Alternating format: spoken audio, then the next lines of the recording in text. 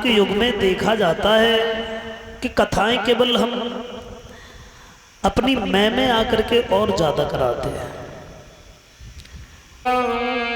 भगवान दिल से तुमको बुलाऊं मैं भगवान, तेरे बिन मेरा कोई नहीं है।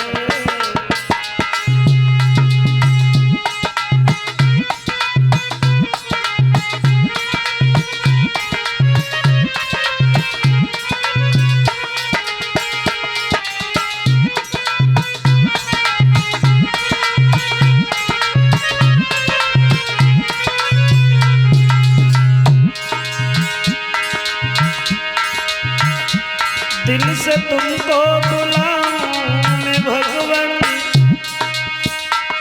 तेरे बिन मेरा कोई नहीं है, नहीं है तेरे बिन मेरा।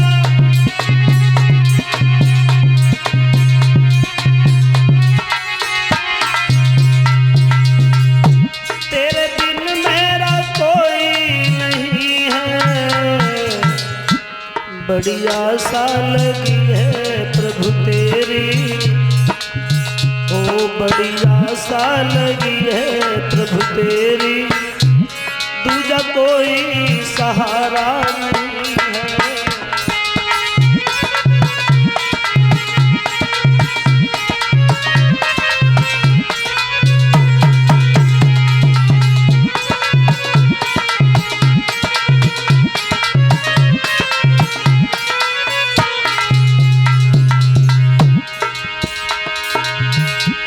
द्रौपदी ने पुकारा सहारा दिया, आशीष ने लगाई जब भी आपकी, आशीष ने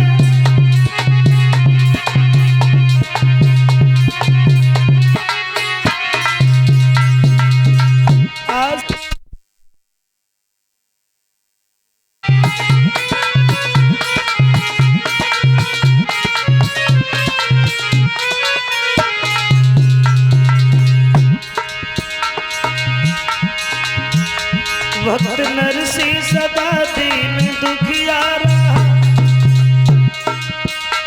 आशीष ने लगाई प्रभु आपकी, आशीष ने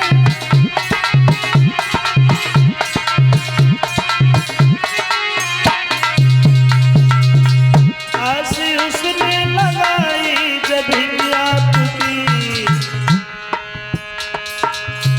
काटे झंझट सभी बेटी रामा के घर, काटे झंझट सभी बेटी रामा के घर, किसी आफत ने घेरा नहीं है।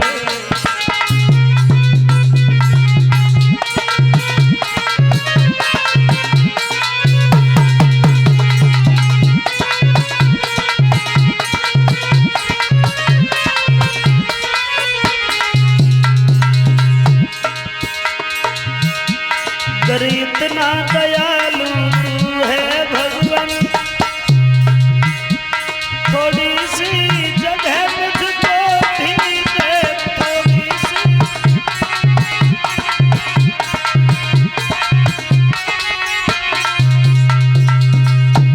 थोड़ी सी जगह मुझको भी दे, दास तेरा है तेरा रहेगा, दास तेरा है तेरा रहेगा, दूजा कोई हमारा नहीं है।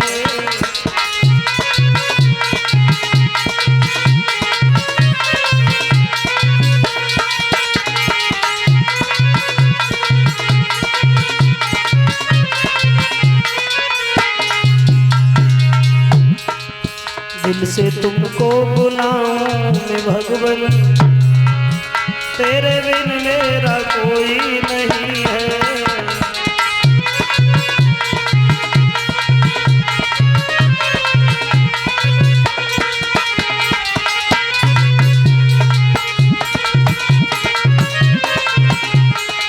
बोले आनंद कंद भगवान की, श्रीमद् भागवत महापुराण की।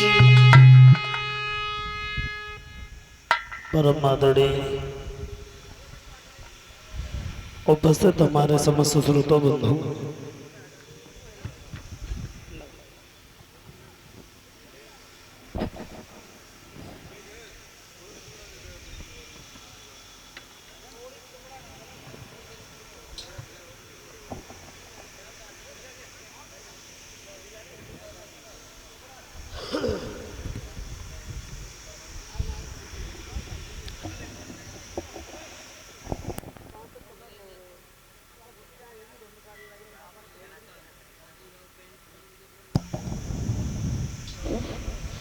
श्रीमद् भागवत कथा यज्ञ अनुष्ठान को चलते हुए आज ये द्वितीय दिवस व्यतीत होने के लिए जा रहा है।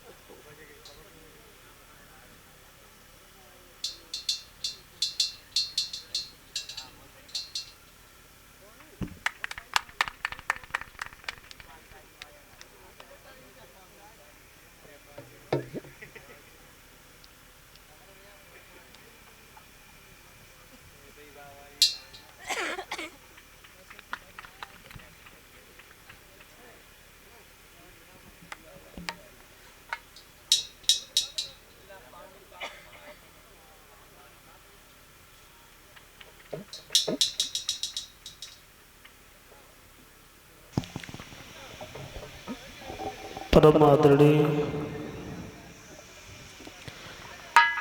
उपस्थित हमारे समस्त श्रोता बंधु,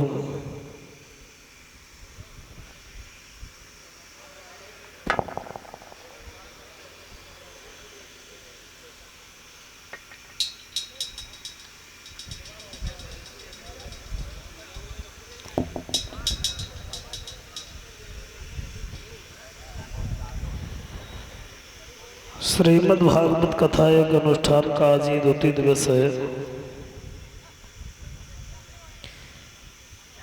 भक्त और भगवान की चर्चाएं करते हुए श्री सुखदेव जी महाराज समझाते हैं कि हे अभिमन्यु के लाल, श्रीमद् भागवत की कथा ये कोई साधारण कथा नहीं है। भक्तजनों,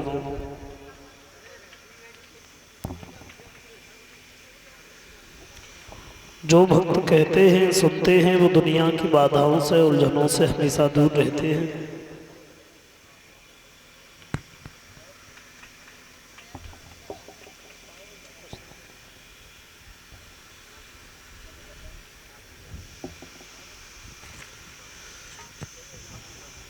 और कलयुग के दोषों से बचने के लिए इस घोर काल में भागवत ही एक सहारा बताई है।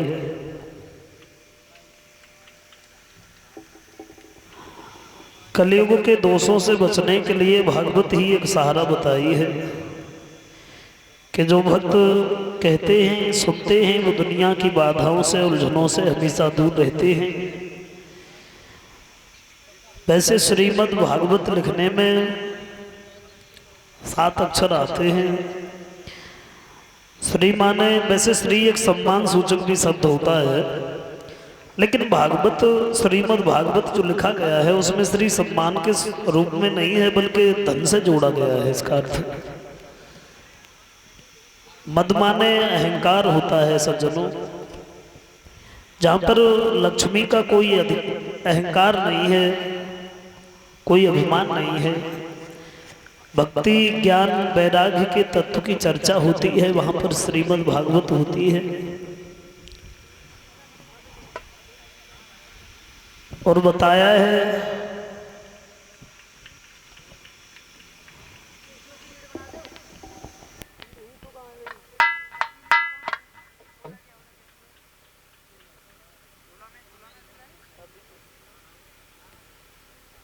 भागवत सुनने मात्र से ही प्राणी के जन्म जन्मांतर के पाप नष्ट हो जाते हैं। अभी आप सुन रहे थे गौकर्ण और धुंधकारी के बारे में। भगवान की कथा सुनकर के पतित आत्मा जो थी धुंधकारी की, उसे भी उत्तम गति प्रदान हुई। केवल कोई भजन नहीं, कोई तपस्या नहीं, केवल भगवान की कथा सुनने मात्र से। और बताया है सज्जनों, भक्ति के पुत्र ज्ञान वैराग्य, उनके ऊपर जो बुढ़ापा आ गया था। और देखो एक बात हम बताएं तुम्हें कि बुढ़ापा ज्ञान वैराग्य पे था, भक्ति पे नहीं था। तो भगवान की कथा सुनकर के तब तो दोनों पुत्र तरुण बन गए।